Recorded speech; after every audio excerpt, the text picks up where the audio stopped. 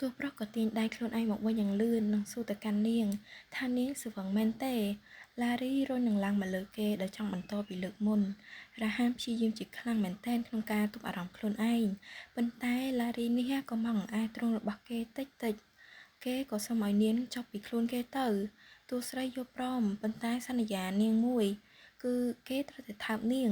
តួប្រុសគ្មានជំរើសទេគេក៏ព្រមថើបតែមួយទេតួស្រីរំពឹងថាបានថើបមកគ្នាទៅហើយមានណាតួប្រុសថាថ្ពាល់នាងបន្តិចហើយក៏អៀនខ្ញងឡារីមិនព្រមទេជាមួយនឹងការស្វឹងតិចតិចរបស់នាងផងនាងក៏ចាប់រ៉ាហានមកថើបយកតែម្ដងតួស្រីថើបហើយឡើងមានមោទនភាពនេះបានគេហៅថាថើបតួប្រុសចាប់ឲ្យនាងមកនៅក្រោមគេវិញម្ដងថានាងលេងជ្រុលហើយប៉ុន្តែឡារីនេះវិញក៏ស្វឹងដេកលក់បាត់ទៅហើយ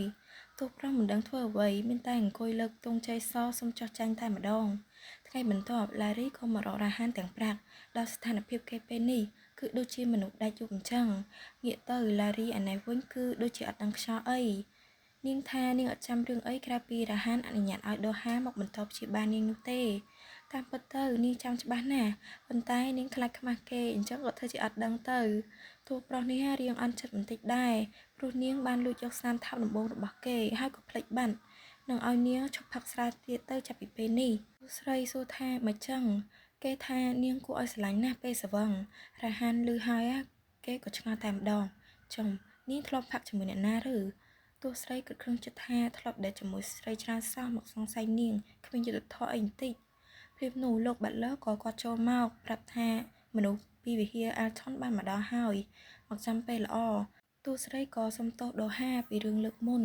ដែលគេត្រូវបានដេញចេញទៅដូហាតបវិញថានាងមិនចាំបាច់សុំទោសគេនោះទេប៉ុន្តែនាងគួរតែមកលេងគេវិញនៅវិហារអាថុនដោយសារតែពេលនេះគឺរ៉ាហានដាក់ឲ្យមានមនុស្សយីវឡារីនៅមុខតែម្ដងនាងក៏លើករឿងថាចង់បដូរការព្យាបាលរបស់ពួកគេដោយសារតែពេលនេះនាងមានមិត្តប្រុសហើយពួកគេមិនគួរនៅជិតគ្នាពេកនោះទេឮអញ្ចឹងគេរៀងឈឺបន្តិចដែរនឹងដូហាយកព្រមនឹងបបួលនាងទៅបណ្ណាល័យថ្ងៃនេះព្រោះគេមិនចង់បាត់បង់មិត្តភាពដោយសារតែទំនាក់ទំនងស្នេហានោះទេឡារីក៏យល់ព្រមដោយសារតែរ៉ាហានរវល់ផងដូហាក៏អកបដ ாய் គ្មានផ្លូវទេដែលមនុស្សរបស់ក្លាហានតាមពួកគេទៅដល់បណ្ណាល័យទៀតនោះបើគេខ្វល់ពីគេឈ្មោះរបស់គេភ្លាមនោះតួប្រុសរបស់យើងក៏ចេញក្បាលមកថាគេទៅដែរហើយក៏មើលតុក្កតាឈីប៊ីរបស់តួប្រុសនឹងគួរឲ្យស្រឡាញ់ស្ដាំថើបរបស់គេនាងត្រូវបានយកហើយនាងមិនចាំនៅចង់ទៅបណ្ណាល័យជាមួយនឹងបរិបផ្សេងទៀតនាងប្រកាសជាដឹងថាគេនឹងប្រច័ណ្ឌជាមិនខានតួស្រីឆ្ងល់មែនទែនក្រែងថ្ងៃនេះគេរវល់មិនអញ្ចឹងអីក៏និយាយទៅថាគ្មានអ្វីសំខាន់ជាងនៅជាមួយឡារីនោះទេ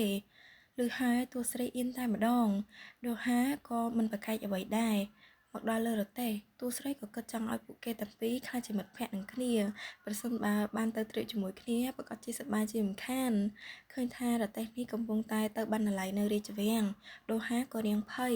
ដោយសារតែមានមនុស្សស្គាល់គេច្រើននៅទីនោះគេក៏ធ្វើជាមានការងារបន្ទាន់ដែលភ្លេចនិងត្រូវត្រឡប់ទៅវិញបែបនេះក៏វាคล้ายទៅជាឱកាសដេតរបស់រ៉ាហានិងឡារីតែម្ដងតួស្រីនិយាយហើយក៏កាន់ដៃតួប្រុសទៅពួកគេមកដល់តួស្រីក៏ដើរទៅវិញទៅមកចង់រកសៀវភៅដែលនាងចង់អានប៉ុន្តែរ៉ាហានគ្មានទាល់ដឹងអីនេះក៏ដើរតាមនាងទៅវិញទៅមកដូចគ្នាឡើងគួរឲ្យស្រឡាញ់តែម្ដងនាងក៏ចាប់គេមកនិយាយយ៉ាងចិត្តថាឲ្យគេទៅរកសៀវភៅដែលគេចង់អានសិនទៅឡើងតួប្រុសនេះអៀនទៅហើយចាំមិនអីនិយាយចិត្តដល់ថ្នាក់នេះឬមានអីដែលនៅបណ្ណាល័យក៏ល្អដែរតាចុះបើនាងយកសៀវភៅមិនដល់ហើយរ៉ាហានមកយកឲ្យនាងវាមិនរ៉ូមែនទិកទៅហើយទេអីមានឯណាបរិសម្នាក់មកពីណាមិនដឹងទេមកចង់យកសៀវភៅឲ្យនាងហើយនិយាយបាចង់ញ៉ាយទៀតណាតួស្រីក៏ដេញគេចាញ់ឲ្យឆ្ងាយទៅឡើងអស់អារម្មណ៍លេងប៉ុន្តែភ្លាមនោះរ៉ាហានក៏ចេញមកយកសៀវភៅឲ្យនាងដែលគេមើលឃើញនាងសម្ដែងយកសៀវភៅដែលនៅធ្នើខ្ពស់ៗដើម្បីចង់ឲ្យគេមកយកឲ្យនាងគេចូលចិត្តណាស់នៅពេលដែលនាងដេញបរិបផ្សេងអញ្ចឹងសូមនាងធ្វើអញ្ចឹងដាក់មនុស្សគ្រប់គ្នាទៅណាតួស្រីក៏និយាយឡើងថានាងខ្លាចតែគេរត់ចោលនាងទេដែលដឹងថានាងសម្ដែងបែបនេះប៉ុន្តែរ៉ាហានក៏ឲ្យនាងកុំបារម្ភអីកុំឲ្យតែនាងរត់ចោលគេវិញទៅបានហើយទោះជានាងរត់គេចទៅក៏គេនឹងរកនាងដដែលតួស្រីតបវិញថានាងគ្មានថ្ងៃរត់ពីគេនោះទេហើយចម្លើយនេះក៏នាងផ្ដល់តែឲ្យគេលឿនពេកហើយពួកគេទាំងពីរក៏ត្រឡប់ទៅវិញដោយការដែលនៅបណ្ណាល័យនេះល្អម្យ៉ាងដែរតាជជែកគ្នាសប្បាយសុខស្រាប់តែបងប្រុសរបស់ឡារីហៅនាងគេក៏គោរពរ៉ាហាន ប៉ុន្តែរ៉ាហានក៏ឲ្យគេមិនចាំបាច់គួរសមអ្វីពេកនោះទេតួស្រីនេះភ័យជាខ្លាំងតើគេនឹងនិយាយអ្វីតើគេនឹងមើលងាយនាងមករ៉ាហានមែនទេមិនបានទេនាងមិនចង់ឲ្យរ៉ាហានដឹងថានាងត្រូវបានគ្រួសារធ្វើបាបនោះទេព្រោះនាងមិនចង់ឲ្យគេអាណិតនាងឡើយនាងក៏ឲ្យរ៉ាហានទៅមុនទៅនាងមិនចង់ឲ្យគេចាំនោះទេរ៉ាហានក៏យល់ព្រមនឹងចាក់ចេញទៅមុនរ៉ាយ៉ានក៏ចាប់ដើមឡើងថាគេមិនជឿសោះថានាងខ្លាចជាកូនសត្វរបស់អាស្រហានបិសាចម្នាក់នេះឡារីក៏ថាឲ្យគេប្រយ័ត្នប្រយែងនឹងពាក្យសម្ដីផងបើមិនចង់ឲ្យនាងកប់គេទាំងរស់ទេរ៉ាយ៉ានថាឲ្យនាងនៅរស់នៅសប្បាយទៀតក្រោយពីបំផ្លាញគ្រួសារខ្លួនឯងហើយមានដឹងថាអ្នកម៉ាស់បារម្ភពីនាងប៉ុណ្ណាទេនាងគ្មានគេខ្មាស់ឬក៏យ៉ាងម៉េចបើនាងគិតថាខ្លួនឯងនឹងខ្លាចជាអ្វីមួយដែលគ្រាន់តែចេះវេទមន្តបន្តិចបន្តួចនាងខុសហើយមើលខ្លួនឯងទៅអ្វីដែលនាងធ្វើបានណាមានតែរស់តោងលោកឯកឧត្តមបិសាចនោះតែប៉ុណ្ណោះដូច្នេះហើយទៅផ្ទះវិញទៅតាន់មានពេលនាងធ្វើស្អីកើតទៅក្រៅពីនៅផ្ទះនោះឡារីឆ្លើយតែទឹកមកស្មាតែម្ដងថានាងមិនខ្វល់ទេគ្រួសារគេគ្មានពាក់ព័ន្ធអីជាមួយនឹងនាងនោះទេរ៉ាយ៉ានស្ដាប់ហើយក៏ខឹងសម្បារឡើងជាខ្លាំងនិងវាយឡារីតែម្ដងមនុស្សម្នាក៏នាំគ្នាមករងមើលដូចគ្នាតួស្រីក៏ងើបឡើងនិងនិយាយថានាងនឹងកំចាត់ពូជពងវងតកូលនេះចោលទាំងអស់ឲ្យចាប់ត្រឹមនេះនិយាយរួចនាងក៏ទាត់ពងទាស្ងោររបស់រ៉ាយ៉ានដោយលឺតែក្រែកបែកគេតិចអើយអាចចង្រៃនិយាយហើយនាងក៏ចាក់ចេញទៅដោយសារតែនាងមិនចង់ឆ្លោះអីច្រើនទៀតនោះទេនាងមិនចង់ឲ្យមានពាក្យចចាមអារាមថានាងត្រូវបានគ្រួសារធ្វើបាបឡើយនាងមិនចង់ឲ្យអាស្រហានដឹងនោះទេឡារីក៏ទៅរកពេទ្យព្យាបាលតាមតំបន់ប៉ុន្តែវាក៏មិនមានប្រសិទ្ធភាពដែរនាងក៏សម្រេចចិត្តដើរលំហែបន្តិចមុននឹងត្រឡប់ទៅផ្ទះវិញវាពិតជាគួរឲ្យខ្មាស់ណាស់បើទៅវិញឲ្យរ៉ាហានឃើញស្ថានភាពនាងបែបនេះភ្លាមនោះម៉ាដាមឆាវ៉េតក៏មកកេះនាងដោយមើលទៅស្ថានភាពនាងពេលនេះគាត់ក៏បបួលនាងចូលហាងរបស់គាត់សិនគាត់មិនបាននិយាយអរគុណទៅកាន់នាងដែលបានទិញរ៉ូបជាច្រើនពីហាងគាត់នៅឡើយទេហើយគាត់ក៏មានកាដូចង់ឲ្យនាងផងដែរម៉ាដាមក៏ឲ្យបូមួយទៅកាន់នាងដែលវាទៅតែចូលស្តុកថ្មីគាត់ក៏បានលួងលោមនាងផងដែរដែលបន្ទាប់ពីឆ្លងកាត់ថ្ងៃអាក្រក់មួយនេះ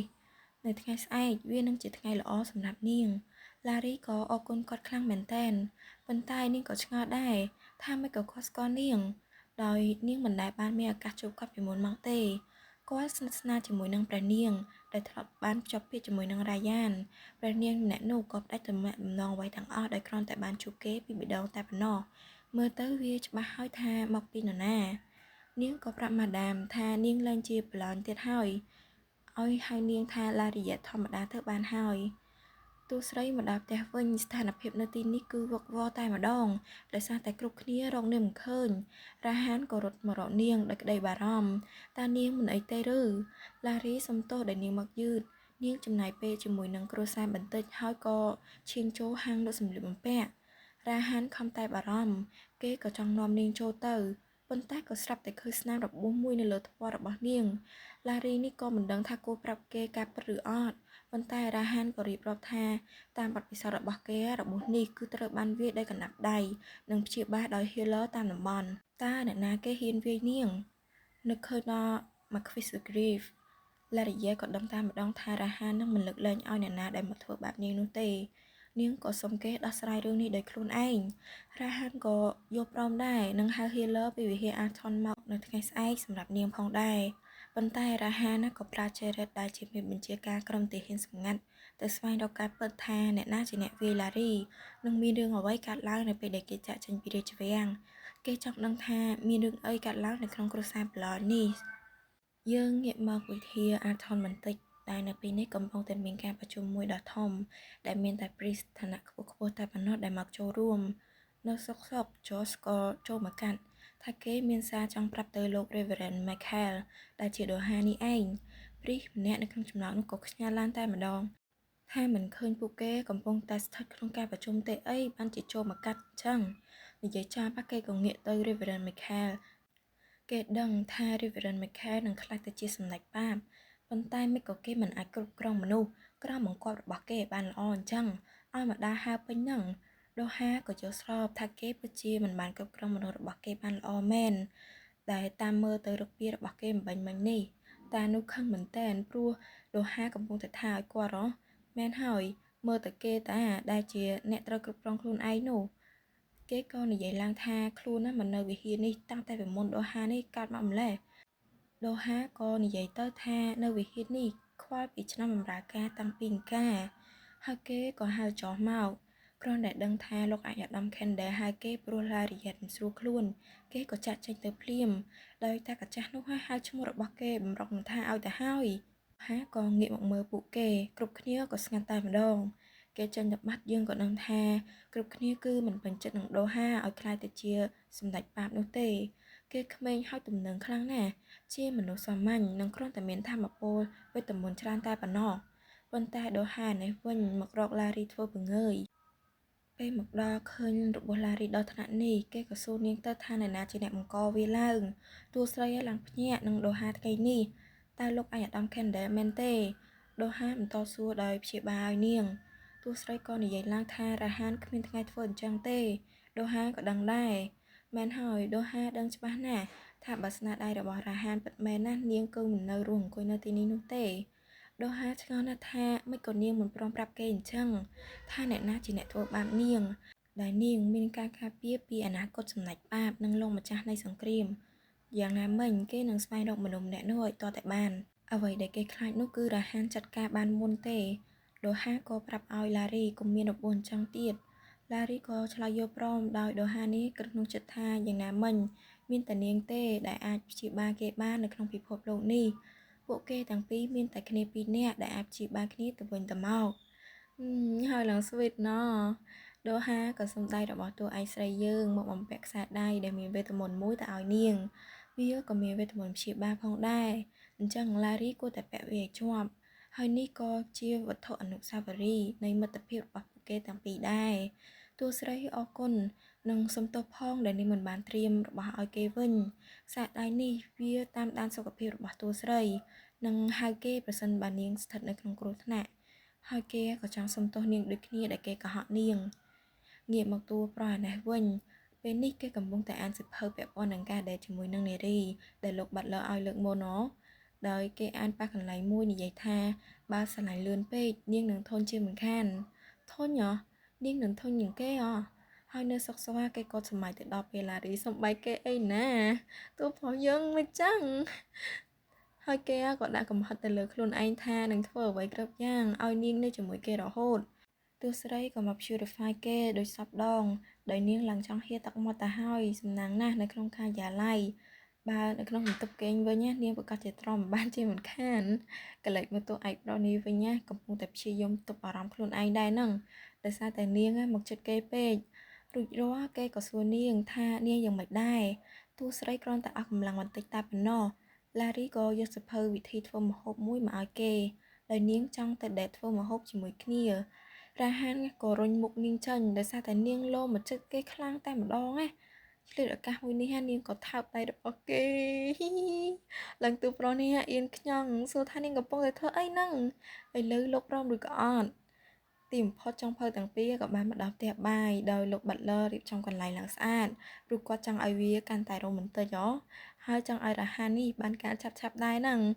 នាងក៏យកអៀមមួយមកឲ្យរ៉ាហានពាក់ទូប្រុសថាទៀមនេះទូចពេកហើយគេពាក់មិនត្រូវទេតួស្រីក៏សង្ហាក់ចិត្តមែនតែនព្រោះនាងនឹងមើលទៅគេខ្ជូតជាមិនខានបើសិនជាគេពាក់អៀមមួយនេះហើយក៏មើលទៅការសម័យរបស់នាងនាងក៏សម្រេចចិត្តថាធ្វើម្ហូបដោយមិនចាំបាច់ពាក់អីក៏បានដែររ៉ាហានក៏និយាយជាមួយនឹងឡារីរឿងដែលគេបារម្ភនោះគេចង់ឲ្យពួកគេទាំងពីរធ្វើរឿងអ្វីដែលយឺតតួស្រីក៏ឆ្លើយលឿនតែម្ដងថាបានតែតើដោយតួស្រីនេះហើយកំពុងតែគិតថារ៉ាហាននឹងចង់ធ្វើម្ហូបយឺតពួកគេក៏បានធ្វើនំ pancake strawberry ជាមួយគ្នាយ៉ាងសប្បាយតួស្រីក៏យក strawberry ជ្រលក់ទឹកសូកូឡាមកញុចនឹងមាត់រ៉ាហានតែម្ដងរ៉ាហានក៏ញ៉ាំទៅដោយតួស្រីនិយាយថាមាត់របស់គេប្រឡាក់ហើយនាងក៏លោទៅជូតដោយប្រាំមាត់របស់នាងតែម្ដង